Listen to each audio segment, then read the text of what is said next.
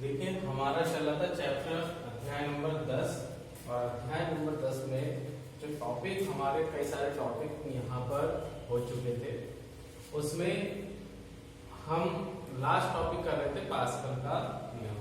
क्या कर रहे थे? पास्कल का नियम।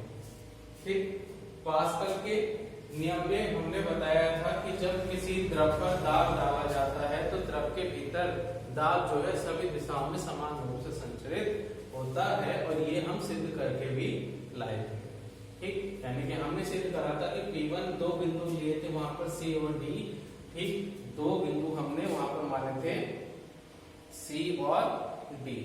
अब उन दो बिंदुओं को मानने के जब हमने दो बिंदुओं को माने थे तो उन बिंदुओं पर जो दाब हमने माने थे वो अलग अलग माने थे। एक P1 माना था और एक हमने P2 माना था। ठीक है, और उसी को हमने क्या सिद्ध करके लाना था कि P1 बराबर होता है P2 के। ये हम सिद्ध करके लाए थे कल।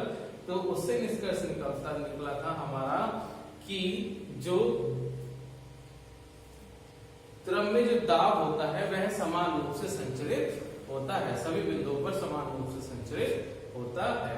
अब हम उसके बाद नेक्स्ट टॉपिक कर रहे थे पास्कल के नियम के अनुप्रयोग। क्या कर रहे थे? पास्कल के नियम के अनुप्रयोग। अब उसमें पहला हमने पढ़ाया था द्रव चलित लिफ्ट। क्या था? द्रव चलित लिफ्ट। पहला नियम था हमारा, पहला अनुप्रयोग था द्रव चलित लिफ्ट। इसमें क्या था? इस लिफ्ट के द्वारा हम कम बल लगाकर, इसके द्वारा हमने कम बल लगाकर अधिक बोझ को उठाया था। जैसे कार, ट्रक आदि को हमने क्या करा था? उठाया था। और वो कैसे था वो भी हमने कल आपको चित्र के द्वारा समझाया था। अब उसमें नंबर 2 अनुप्रयोग में नंबर 2 आता है हमारा द्रव चलित ब्रेक। क्या आता है? द्रव चलित ब्रेक। द्रव चलित ब्रेक में होता क्या है? यह भी पास्कल के नियम पर आधारित है। किसके नियम पर आधारित है? हमारे पास्कल के नियम पर आधारित है, जो गाड़ी के सभी पहियों पर एक समान मंदन का कार्य करती है। मंदन क्या होता है? तो सबसे पहले हमने पढ़ा था ये 9th क्लास में भी 10th में भी हमने ये पढ़ रखा है कि मंदन होता क्या है। जब किसी की गति में, किसी वस्तु की गति में कमी आने लगती है, क्या आने लगती है? कमी होने लगती है, तो उसे हम क्या कहते हैं? मंदन कहते हैं। ठीक, यानी कि जब हम सपोज हमारी बाइक चल रही है, मोटरसाइकिल चल रही है, मोटरसाइकिल चलाते चलाते हम क्या लगाते हैं? ब्रेक लगाते हैं। ब्रेक लगाने के कारण क्या आता है? बाइक की गति में क्या होने लगती है? कमी होने लगती है। बाइक की गति जो है धीरे धीरे कम होने लगती है, उसे हम क्या कहते हैं? मंदन कहते हैं। ठीक, अब ये जो ब्रेक लगता है, ठीक, किसका कार्य करता है? मंदन का कार्य करता है। ठीक, तो यहाँ पर लिखा हुआ है द्रव चलित ब्रेक पास्कल के नियम पर आधारित है, जो कि गाड़ी के सभी पहियों पर एक समान मंदन का कार्य करती है। ठीक, अब आती है इसकी रचना। क्या आती है? रचना। इसमें एक मास्टर बेलन कैपिटल M होता है। इसमें जो है, इसे क्या बोल दिया हमने? इसे पूरे को, इतने भाग को मास्टर बेलन। क्या बोल दिया? मास्टर बेलन। अब इसमें क्या है? एक मास्टर बेलन है, जिसे हमने नाम दे दिया कैपिटल M। ठीक, क्या होता है? कैपिटल M होता है, जिसमें ब्रेक तेल भरा होता है। इसके अंदर देखो एक द्रव भरा हुआ है, ये सब, ये क्या है? हमारा ब्रेक तेल। ठीक, क्या है? ब्रेक तेल। अब इसमें वायुरोधी एक पिस्टन P लगा रहता है। क्या लगा रहता है? एक वायुरोधी पिस्टन P लगा रहता है। ठीक, वायुरोधी यानी कि इसके अंदर वायु प्रवेश ना करे, इस मास्टर बेलन के अंदर वायु प्रवेश ना करे। तो इस तरह का इसमें एक पिस्टन लगा होता है, जिसे हमने नाम दे दिया यहाँ पर P। इस पिस्टन को हमने नाम दे दिया P। जो लीवर निकाय L द्वारा, जो लीवर निकाय, ये लीवर है यहाँ पर, ये निकाय द्वारा एक ब्रेक पैडल, यहाँ पर क्या है? ये ब्रेक पैडल। इसे क्या बोलते हैं? ब्रेक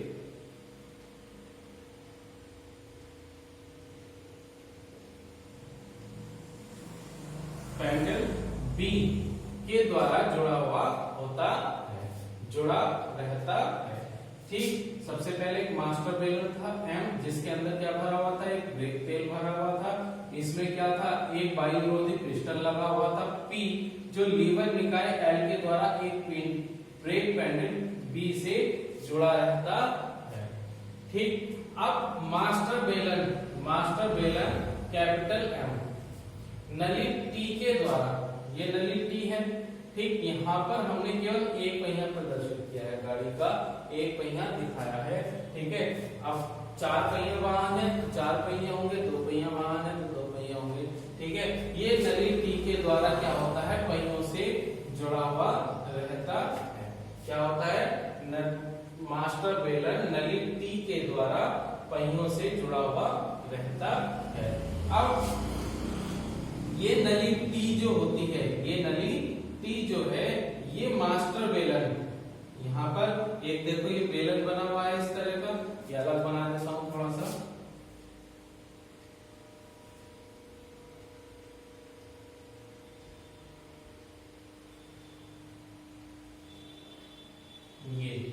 ये इस तरह से एक हमारा क्या बना हुआ है, बेलन बना हुआ है, जिसे हमने कह दिया मास्टर बेलन सी, जिसका नाम रख दिया मास्टर बेलन सी। अब ठीक, एक ये मास्टर बेलन एम के द्वारा नली टी के द्वारा पहिए के मास्टर बेलन सी से जुड़ा हुआ रहता है। ठीक है, इसके अंदर भी ये ब्रेक तेल ये कनेक्टेड है, तो ये सब जगह क्या भरा हुआ है, ब्रेक तेल भरा हुआ है।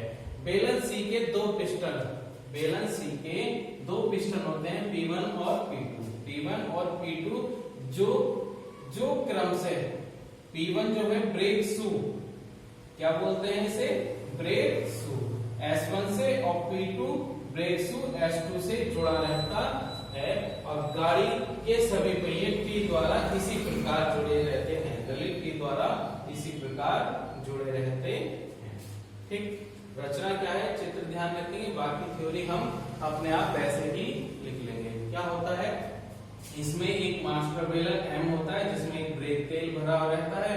ठीक, अब इसमें एक पिस्टन पी लगी रहती है, जो लीवर निकाय एल द्वारा ब्रेक पैडल बी से जुड़ी रहती है।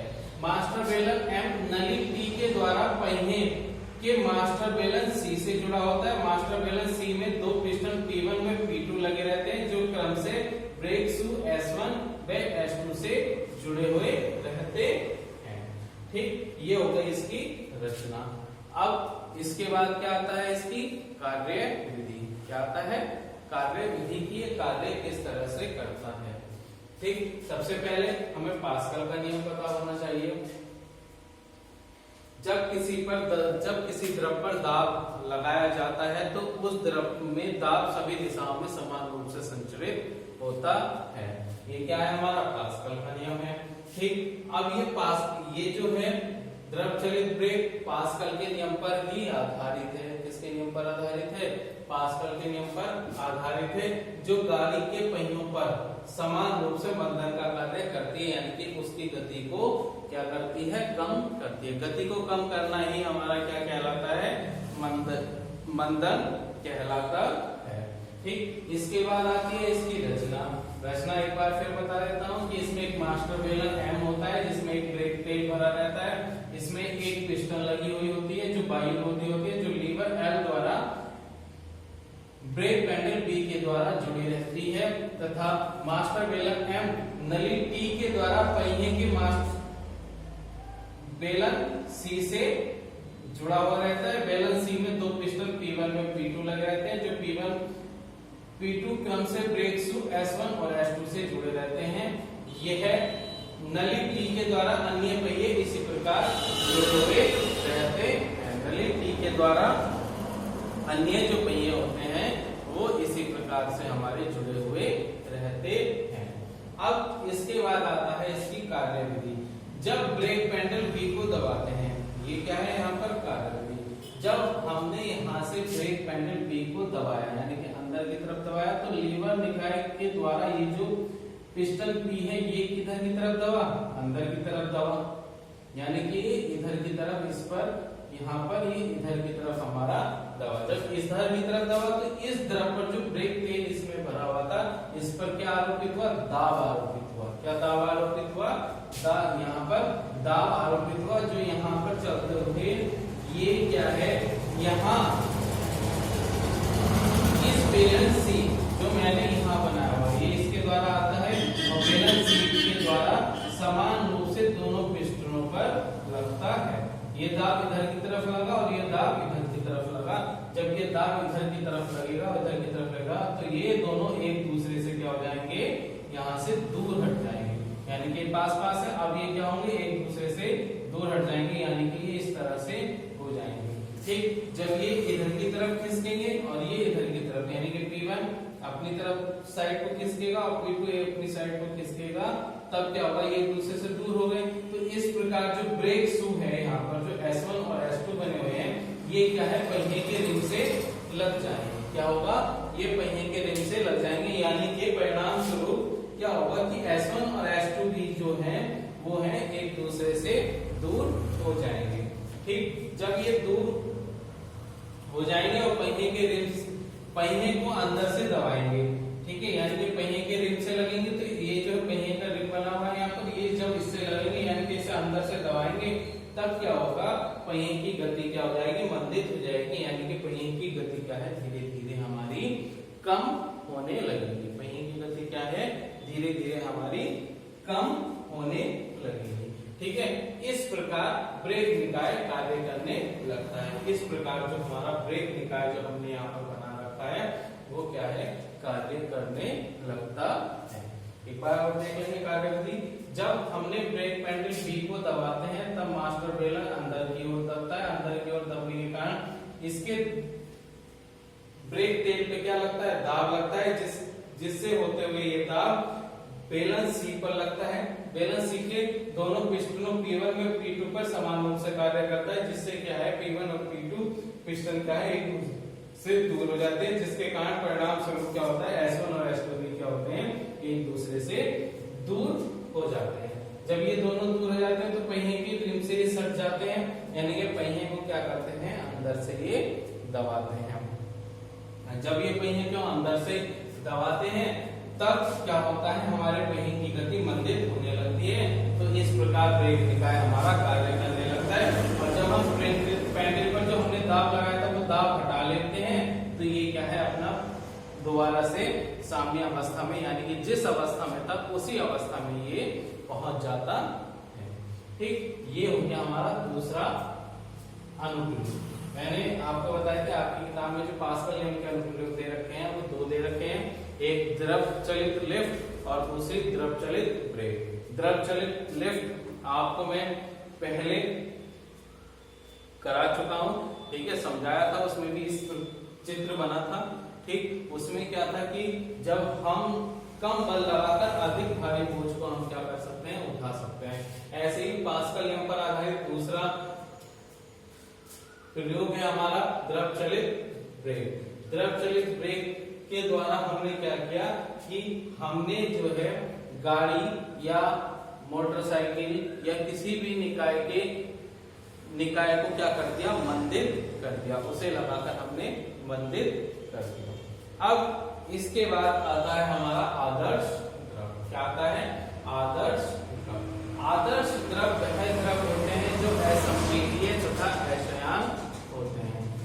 असंपीड्य तथा अशयान होते हैं, उन द्रवों को हम क्या कहते हैं, आदर्श द्रव कहते हैं। जैसे कि यहाँ पर भी लिखा हुआ है, आदर्श द्रव वह द्रव जो असंपीड्य तथा अशयान होते हैं, आदर्श द्रव कहलाते हैं। अब इसके बाद आता है, अब जब कोई द्रव बहता है, ठीक है, तो उसे दो प्रकार से डिफाइन किया गया है, यानी कि दो प्रकार से बताया गया है द्रव जो है किस किस प्रकार से बहता है। एक प्रकार है द्रवों का धारा रेखी प्रवाह और एक है प्रक्षुब्ध प्रवाह। ठीक है, अब धारा रेखी प्रवाह क्या होता है और हमारा प्रक्षुब्ध प्रवाह क्या होता है ये हम देखेंगे। सबसे पहले धारा रेखीय प्रवाह क्या होता है, जब एक ही बिंदु से होकर जाने वाले द्रव के सभी कण एक ही पथ पर चलते हैं। ठीक है, जब माना ये है, यहाँ पर एक नदी है हमारी, ठीक है, तो यहाँ से क्या होता है, यहाँ से कोई द्रव का प्रवाह किया जाता है, तो वो द्रव जो है इस प्रकार यहाँ से निकल जाता है, सीधा यहाँ से इस तरह से चलता रहता है। यानी कि सभी द्रव के जो सभी कण हैं इस बिंदु से होकर हमारे जा रहे हैं, तो द्रव के इस प्रवाह को हम क्या कहते हैं, धारा रेखीय प्रवाह कहते हैं। क्या कहते हैं, धारा रेखीय प्रवाह कहते हैं। जब जैसे कि यहाँ पर लिखा गया है, किसी एक ही बिंदु से होकर गुजरने वाले द्रव के सभी कण, एक ही बिंदु से होकर गुजरने वाले द्रव के सभी कण एक ही पथ पर चलते हैं, तो द्रव के इस प्रवाह को हम धारा रेखीय प्रवाह कहते हैं। इसके बाद आता है प्रक्षुब्ध प्रवाह। क्या आता है, प्रक्षुब्ध प्रवाह। प्रक्षुब्ध प्रवाह में क्या है, जब द्रव का वेग एक निश्चित वेग से अधिक हो जाता है, यानी कि ये जो द्रव है हम एक वेग से प्रवाहित कर रहे हैं, जिससे जो है द्रव के सभी कण जो है एक ही बिंदु से होकर एक ही पथ पर चल रहे हैं। ठीक, अब हमने क्या करा कि इस द्रव का जो वेग है वो अधिक कर दिया, यानी कि अधिक कर दिया, तब क्या होता है कि जो ये बिंदु बना हुआ है, तो द्रव के सभी कण एक ही पथ पर न चलकर क्या हो जाते हैं, इधर उधर की तरफ जाने लगते हैं। ठीक, तब द्रव के इस प्रकार के प्रवाह को हम प्रक्षुब्ध प्रवाह कहते हैं। तब द्रव के इस प्रकार के प्रवाह को हम प्रक्षुब्ध प्रवाह कहते हैं। जैसे कि यहाँ पर लिखा हुआ है, जब द्रव का वेग एक निश्चित वेग से अधिक हो जाता है, तब द्रव धारा रेखी में न रहकर, यानी कि एक बिंदु से न जाकर वह प्रक्षुब्ध हो जाता है, यानी कि अपना रास्ता क्या है वो अलग कर लेता है, यानी कि इधर को भी जाने लगता है, इधर भी जाने लगता है, इस तरह से, और सीधा भी निकल जाता है। कुछ कण तो उसी पथ पर जाते हैं, परंतु कुछ कण जो है द्रव के वो अलग पथ पर हो जाते हैं। तब यह प्रवाह क्या कहलाता है, हमारा प्रक्षुब्ध प्रवाह कहलाता है। क्या कहलाता है, प्रक्षुब्ध प्रवाह कहलाता है। ठीक, इसके बाद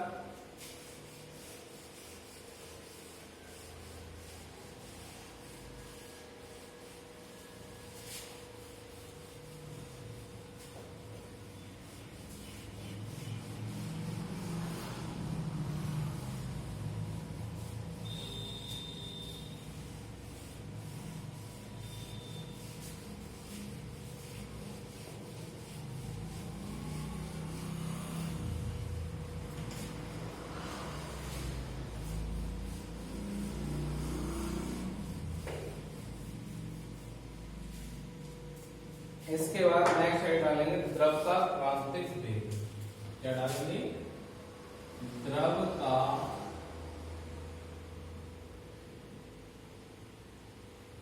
क्रांतिक वेग। क्या है हमारा, द्रव का क्रांतिक वेग।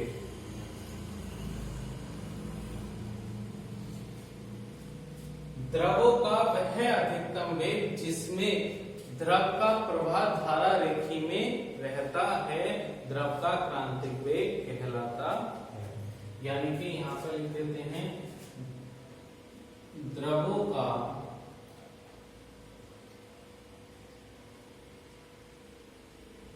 वह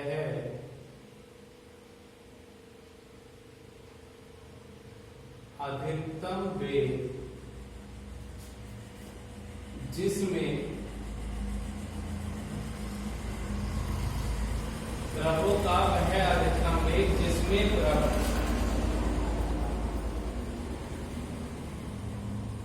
धारा रेखी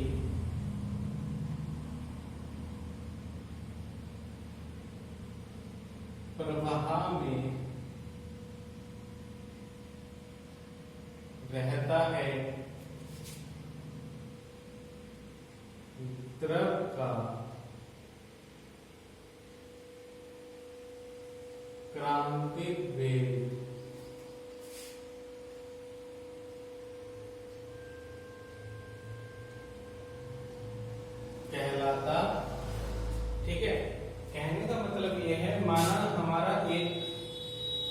द्रव है, द्रव प्रवाहित किया गया यहाँ पर, ठीक है, कुछ वेग इसे दिया गया, ठीक, तो वो धारा रेखीय प्रवाह में उसका वेग थोड़ा और बढ़ा गया, तो भी वह धारा रेखीय प्रवाह में उसका वेग थोड़ा सा और बढ़ा दिया, तो भी वह धारा रेखीय प्रवाह में, परंतु उससे अधिक बढ़ाने पर क्या हो गया, वह प्रक्षुब्ध हो गया। क्या हो गया? प्रक्षुब्ध हो गया, यानी कि धारा रेखीय प्रवाह में रहकर द्रव का प्रवाह कैसा हो गया, प्रक्षुब्ध हो गया। यानी कि जहां तक द्रव का, यानी कि वह अधिकतम वेग जहां पर जो है द्रव धारा रेखीय प्रवाह में रहता है, जहां तक धारा रेखीय प्रवाह में रहता है उसे क्या कहते हैं, क्रांतिक। उस अधिकतम वेग को हम द्रव का क्रांतिक वेग कहते हैं। इसे